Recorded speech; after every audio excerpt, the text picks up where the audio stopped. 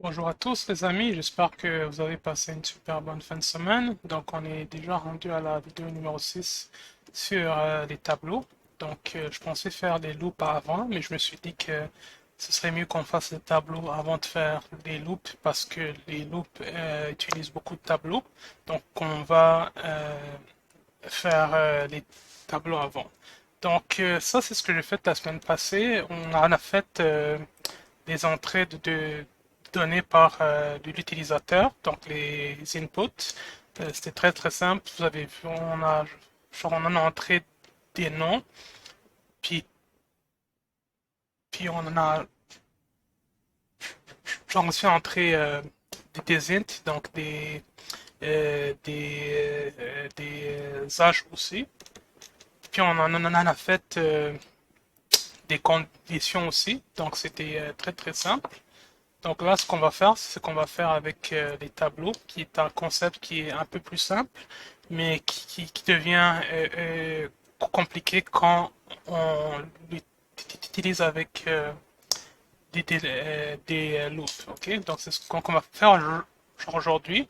Puis dans 2 jours, je vais faire les tableaux avec des loops en fait. Ok, donc je vais faire ma petite slide comme d'habitude et en passant, je vais mettre ça en commentaire aussi parce qu'il faut jamais rien effacer quand on fait de la programmation. C'est toujours bon de laisser les trucs en note ici. Ok, donc, euh, donc tout est en commentaire. Je vais juste voir si j'ai rien oublié parce que si j'ai oublié un truc en commentaire, ça peut peut-être faire foirer le programme si j'ai oublié un point virgule ou un truc comme ça. C'est tout ce qu'on a fait durant les 2 dernières semaines. Là, on va faire les tableaux, qui est un concept très très simple au départ. Ok. Donc, j'ai mes petits slides comme d'habitude. Épisode numéro 6, les arrays. Donc, ça, c'est en genre en anglais, on dit les arrays, donc les tableaux. Et il y a aussi le terme matrice, mais ça, c'est plus dans les maths. euh, Plutôt qu'en programmation. Donc nous, on utilise le terme tableau, mais le terme matrice aussi ça, s'applique aussi. Donc, ça sert à quoi les tableaux? Laissez-moi juste voir si mon truc est toujours activé. Ça m'arrive que ça se ferme comme ça sans aucune raison, à cause que ça prend peut-être beaucoup de place pour le processeur. Ok, donc les tableaux. Les tableaux sont des objets qui sont utilisés pour stocker des valeurs d'un même type. Au lieu de créer plusieurs variables d'un même type, on peut créer un objet qui va englober toutes ces variables similaires. Ok.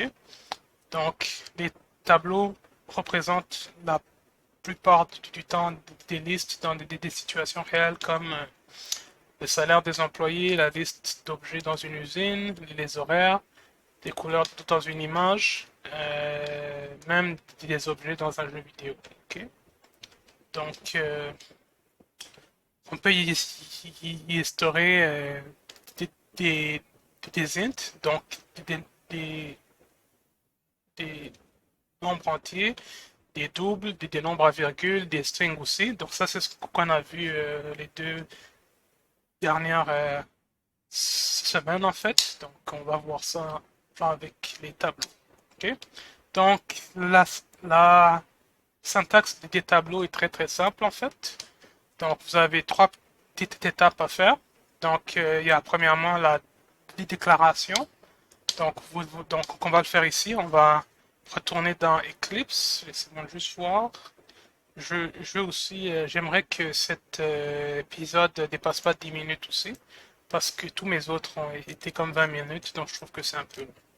Donc là, ce qu'on va faire, c'est qu'on va faire, je vais l'écrire, je vais écrire un commentaire ici, donc, donc le nom des employés ici. Donc on va,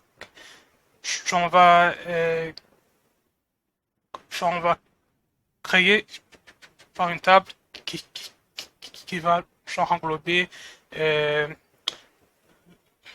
le nom des employés d'une petite entreprise ici.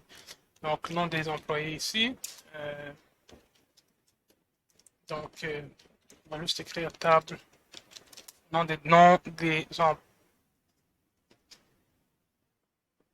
employés ici. Donc, c'est très très simple. Ici, on va faire. Ici, on fait l'initialisation de la table. Initialisation de la table. Donc, on fait juste dire comme genre si ce sont des nombres, des nombres entiers, des doubles ou bien des strings aussi. Donc les noms ici, je pense que vous en doutez, ce sont des strings. Donc ici vous avez le type ici. Ça c'est pour indiquer que c'est un tableau. Donc ça ce sont vous faites Alt 9 et 0 sur un clavier francophone. Et vous avez ici le nom de votre tableau ici. Ok.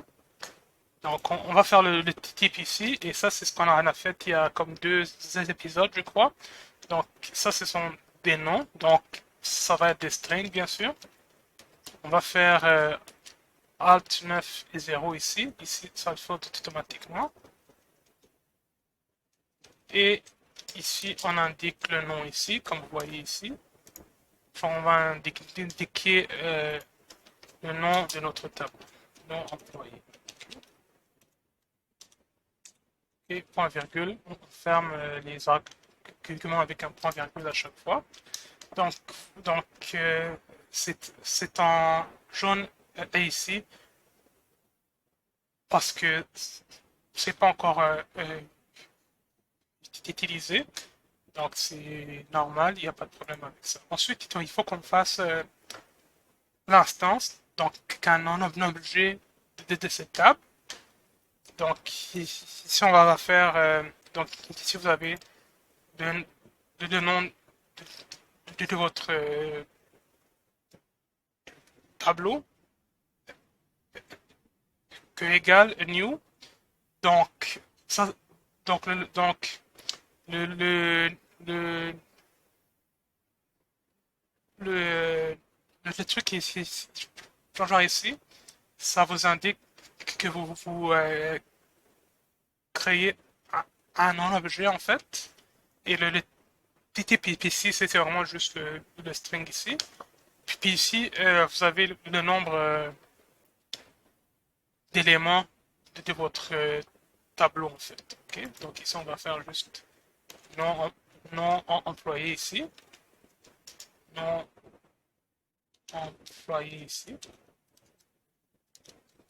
Et, et égal ici. New. Ici, on va mettre string parce que ce sont des noms. Donc ça va être des strings, des caractères, des chaînes de caractères. Et ici, on va juste mettre 5 ici. On va juste mettre 5 parce que c'est vraiment un petit exemple ici. Donc ici, vous avez, donc si je souligne ici, vous allez voir que ça, ça m'amène ici en fait. Okay. Donc, genre ici, vous voyez que c'est 5 trucs, mais, qui sont genre vides ici. Un autre genre truc à spécifique qui est comme vraiment super important, ce sont les index en fait. Donc je l'ai mis ici en note ici. Donc en programmation, les index d'un tableau commencent toujours par 0 contrairement au maths. C'est très très important ici. Le premier élément d'un tableau a toujours la position de 0 ici. Donc, vous voyez ici que j'ai 5 trucs ici. J'ai 5 j'ai 5 index ici, mais ça start vraiment par 0, 1, 2, 3, 4. Donc, c'est comme ça que ça marche en programmation, contrairement aux maths comme dans je pense que ça s'appelle les maths s'appelle précisément l'algèbre vectorielle. Ça start par 1, mais, mais, en, mais en programmation, ça start par 0 à chaque fois. Donc ça, c'est très très important quand vous faites des, des recherches dans vos tableaux. Donc ça start par 0, c'est très très important. Donc ici, j'ai un tableau qui est genre vide ici. Donc ce que je peux faire bien sûr, c'est que je peux le remplir. Donc je vais le remplir de noms ici. Je peux le remplir de noms ici. Donc on va le faire manuellement. Mais faut savoir que dans le futur, comme ça va se faire avec des loops en fait, puis avec des méthodes. Donc ça, c'est vraiment juste pour vous pour vous donner des exemples ici. Mais ça, ça, ça, ça se fait avec des loops puis des méthodes normalement. Ok, donc je peux le remplir simplement comme ça. Donc j'écris juste le nom de ma table ici. J'écris le signe pour les deux tableaux ici. Donc je commence par 0 comme je vous ai dit. Et je vais leur donner des valeurs. Donc égal ici. Ça. Puis puisque genre c'est un string ici, il faut absolument que je mette des guillemets. Donc il faut que je mette des guillemets parce que ça ne va pas marcher ici. Vous avez un petit bug ici parce que c'est pas vraiment un bug, mais c'est parce qu'ici j'ai sauté. Donc là, ça devrait marcher ici. Donc ça, ce sont des strings, donc il faut vraiment des guillemets. Si je ne les mets pas ici, vous allez voir qu'il va y avoir une petite erreur ici. Ok? Les strings, ça prend vraiment des guillemets à chaque fois. Ok? Donc là, on peut faire la même chose avec d'autres noms. Donc nom employé ici. On va juste donner des noms random comme ça. John.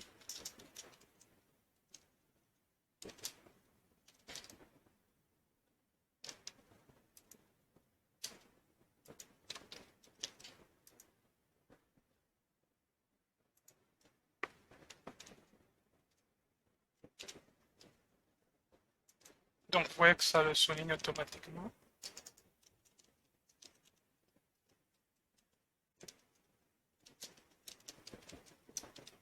Donc ici, je peux mettre Julien. Là, je vais fait juste remplir parce que, juste pour vous donner un petit exemple, on va pas le faire comme ça dans les prochains épisodes. C'est vraiment juste pour vous montrer que on peut le remplir manuellement. Je mets des noms au hasard comme ça. Ok. Ok. Donc là, vous allez voir que je suis à mon quatrième, je suis à mon quatrième élément qui est donc la, la cinquième position en fait. Ok. Parce que j'ai commencé par 0. Okay, donc 4 ici, c'est ma cinquième position. Okay, donc on va mettre un nom final comme ça. Et là, je peux imprimer chaque élément comme je veux ici avec avec la classe system.out comme même avec les strings standards qu'on a fait la semaine passée en fait. Ici on peut juste faire println comme ça. Puis genre on va comme juste mettre le nom du tableau. plus l'index que je vois ici. Donc, on va dire que si je veux voir Julia ici, on va mettre 2 ici. Okay, on va mettre 2 ici. Et ça devrait imprimer Julia ici. Okay. Donc, vous voyez qu'ici, ça le souligne ici. Si je le prends ici, c'est le tableau que je vais créer ici. Donc, l'instance que je vais créer ici. Vous pouvez voir qu'il est ici. Okay. Donc, c'est l'instance ici que je vais créer. OK. Donc, si je fais string, si je fais play, vous allez voir que ça va imprimer Julia. Ce que je peux faire aussi, c'est que je peux bien sûr imprimer d'autres en même temps. Donc, je peux imprimer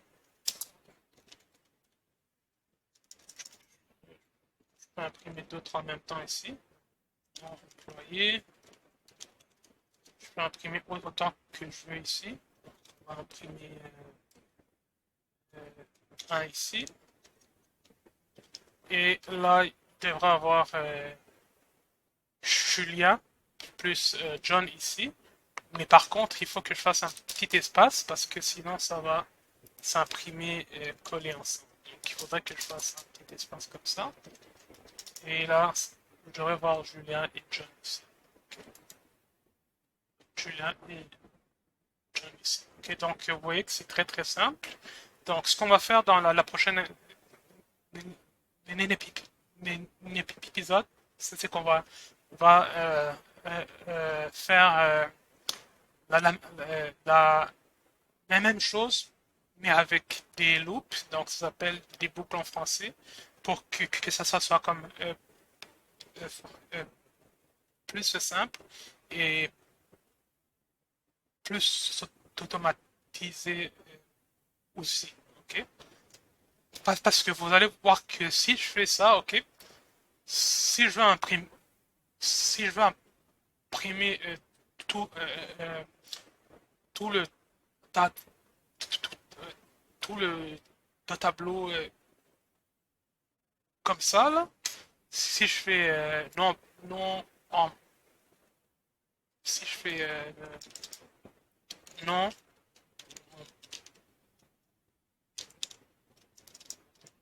non non en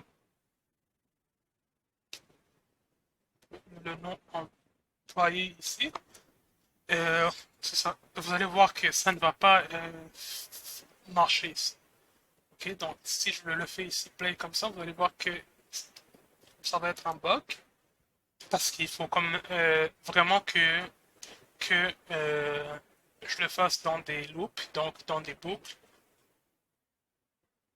pour que ça puisse vraiment tout imprimer ici. Donc, c'est ce qu'on va voir dans le prochain épisode et merci beaucoup. Donc, je vais faire le prochain épisode dans 2 jours encore, comme je le fais avec l'habitude. Et merci beaucoup et merci de me suivre. Bonne soirée.